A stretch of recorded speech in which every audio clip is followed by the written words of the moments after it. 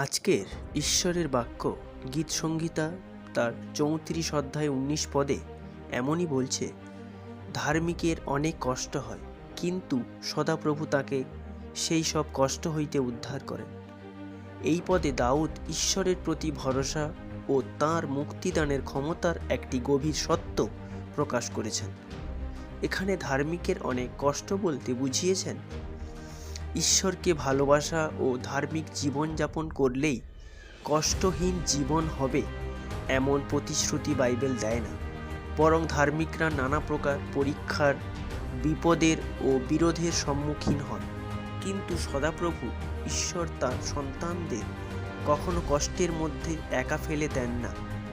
তিনি কষ্ট এবং বিপদ থেকে বেরিয়ে আসার একটা রাস্তা তিনি খুঁজে দেন।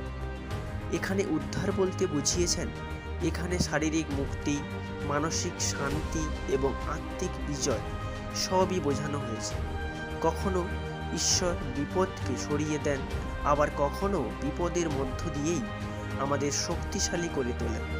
এই পদের মূল বার্তা এই যে জীবনে যতই কঠিন সময় আসুক না কেন, ঈশ্বর শেষ পর্যন্ত তাঁর সন্তানদের মুক্তি দেন এবং সেই মুক্তি আমাদের বিশ্বাসকে আরও দৃঢ় করে তোলে।